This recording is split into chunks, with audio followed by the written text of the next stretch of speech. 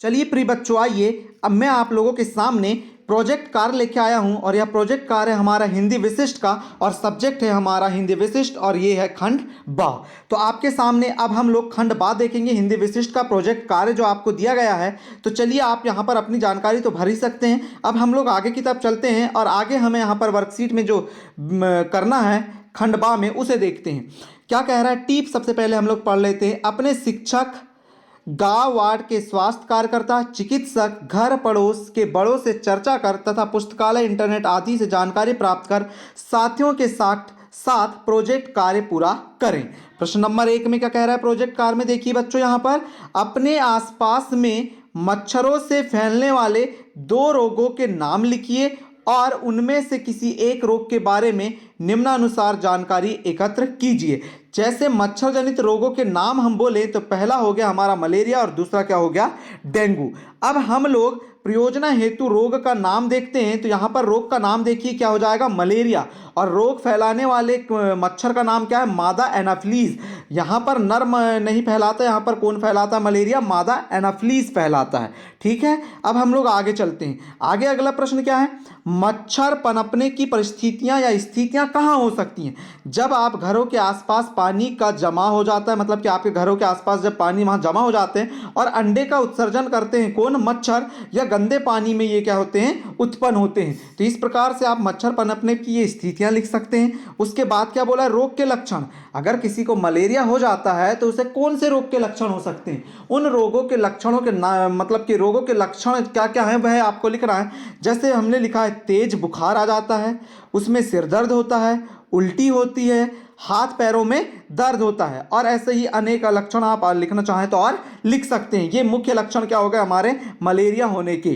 ठीक है, तो आप इसको लिख लीजिए। आगे क्या कह रहा है देखिए, यहां पर आगे कह रहा है सावधानी और बचाव के उपचार भी तो होंगे। जब यह होता है तो इससे सावधानी कैसे हो रख सकते हैं हम लोग, और इसके उपचार के लिए हम क्या कर सकते हैं। तो पानी को जमा ना होना दें, मतलब पानी को जमा ना होने दें।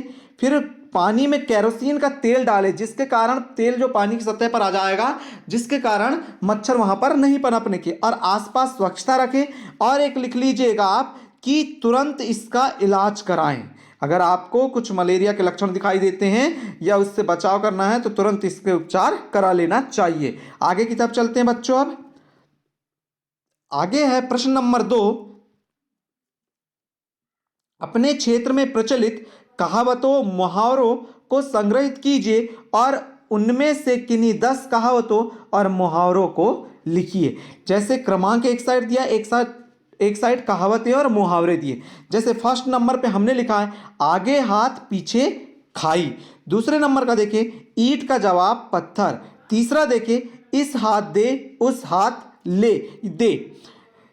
अगला है एक अनार 100 बीमार। अगला है काला अक्षर भैंस बराबर। अगला छठवां है बंदर क्या जाने अदरक का स्वाद। सातवां है नाच ना जाने आंगन टेढ़ा। आठवां है सांप मरे पर लाठी ना टूटे। उसी प्रकार आगे देखिए, आगे क्या है, 9वें नंबर का चोर की दाढ़ी में तिनका। और ये अगला अंतिम है हमारा 10वां। 10वां क्या है, 9, यहां पर 9 है, फिर यहां 2 है, 9 2 11 होना। ये इस प्रकार से हमने 10 मुहावरे लिख लिए, कहावतें लिख ली हैं। आप भी इन्हें लिख लीजिएगा। अब हम लोग अगले गतिविधियों पर चलते हैं। जो अगली गतिविधि दी गई है हमें, अगली गतिविधि क्या है प्रिय बच्चों, गतिविधि किसी कहावत मुहावरे से जुड़ी कोई कहानी या घटना पता कर उसे संक्षेप में हिंदी या अपनी क्षेत्रीय भाषा में लिखिए।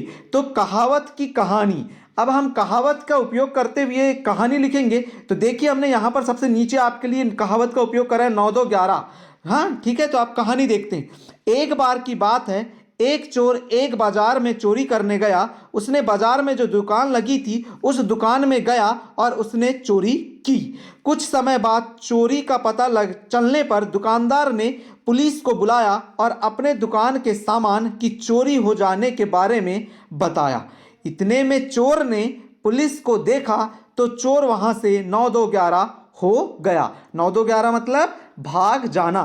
तो वहां पर जैसे ही चोर ने पुलिस को देखा तो वो क्या हो गया, 9-2-11 हो गया, मतलब वो कैसा हो गया, वहां से भाग गया। तो इस प्रकार से हमने कहावत का उपयोग करके एक कहानी बनाई है छोटी सी, जो आप भी लिख लीजिएगा। तो इस प्रकार से हमने आपके सामने अभी खंड बा जो वर्कशीट दी गई थी उसका सॉल्यूशन देख लिया है।